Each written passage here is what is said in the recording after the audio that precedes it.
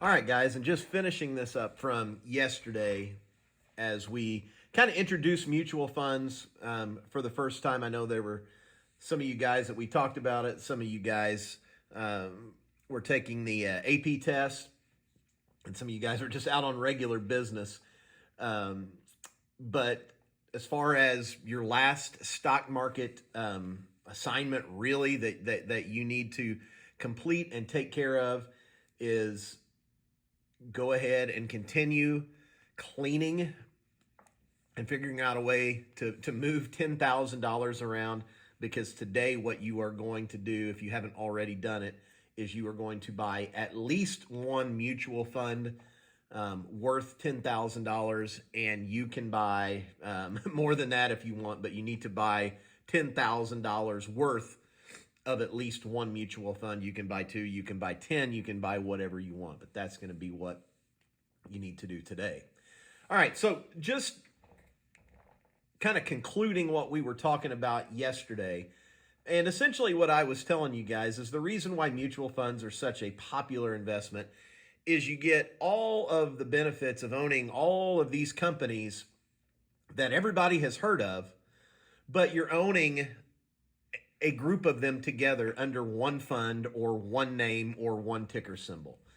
And basically the goal and the benefit is that you are reducing almost all of the risk, and you're minimizing your benefit a little bit, but you're basically playing into the idea of what Alex Knepp would say when he would say, hey, I have no idea how to pick a single stock. There's so many variables, there's so many things that can go on.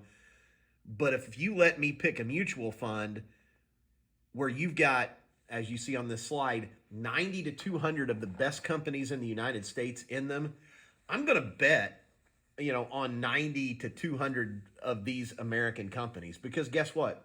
They've pretty much always done well. These are companies that have been around a long, long time, and they have been very successful. So just some mutual fund facts that you need to know. Every fund is typically going to have between 90 and 200 companies in it. I mean, there are going to be lots and lots of companies represented in each mutual fund. So when you buy one share of mutual fund stock, you're actually buying between 90 and 200 little shares of different companies under one umbrella. That's what a mutual fund is.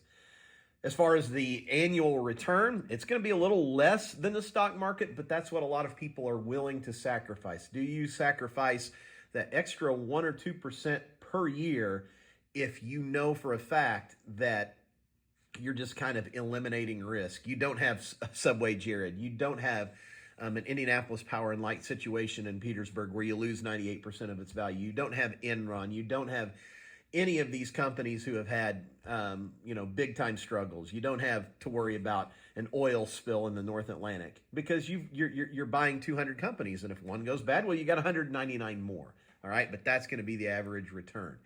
Every mutual fund, like we've talked about with stocks, they're all going to pay dividends, just like any regular stock do. So you're going to have that benefit where eventually these dividend checks are going to come in, and you can either take them or you can reinvest them.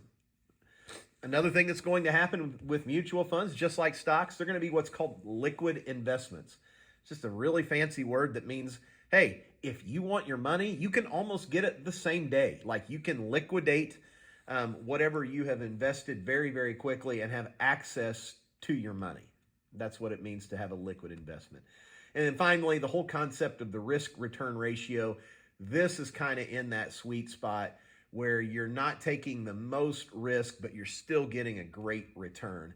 And that's what we're talking about, and that's where Alex is going to continually talk to his customers about. You've got to find the right level of risk to make it pay off long term. I mean, think about that rule of 72. How long is it going to take your money to double? How long is it going to take your money to double again? Mutual funds, you get a 9% return. You're doubling $10,000 every 8 years. I mean, that's what's going on. All right, now, one of the things that you're going to have to do on your final is not only show me what mutual fund you have purchased in your portfolio, but one of the things that I am going to ask is, hey, what are the holdings in that mutual fund? So if you go down, this is the biggest mutual fund that Mike and Amber own. The ticker symbol is AIVSX, the American Funds Investment Company of America. It literally sounds like it's from the movie Dodgeball.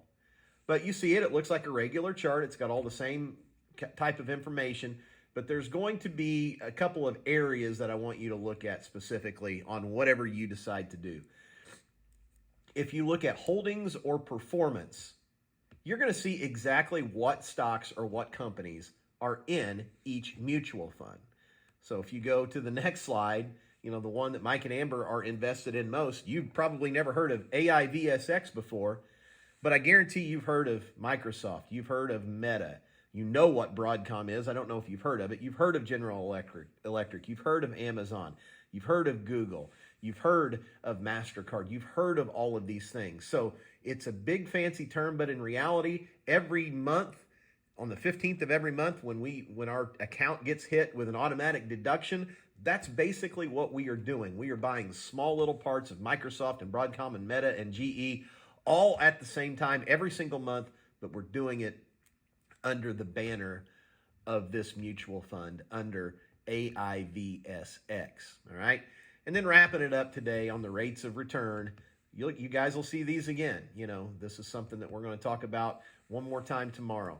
But basically, when you talk about which investments are going to achieve the highest rates of return every year, you notice that mutual funds are not like stocks.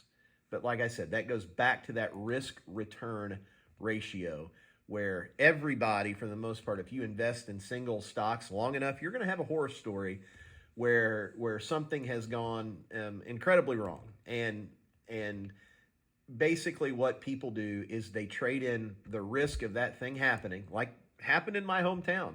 People invested in their hometown company from the time that it was built in 1965. And many of them, that's the only thing that they ever invested in. It was there, it was local, they saw it, it came out of their checks, and the next thing you know, it loses 98% of its value. Those things happen, and they happen every year.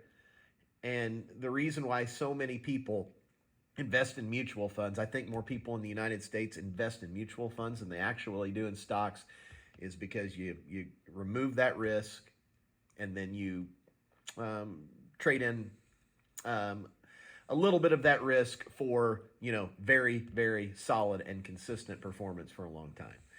All right, that's going to be the end of mutual funds. $10,000 to buy mutual funds. You need to clear it out, make one more purchase, and then tomorrow we will finish up. We'll talk about the story of Indianapolis and savings bonds, and if you've ever gotten one of those before, why you need to know what they are, and we'll talk about the last couple of types of investments very briefly. All right, we'll catch you later.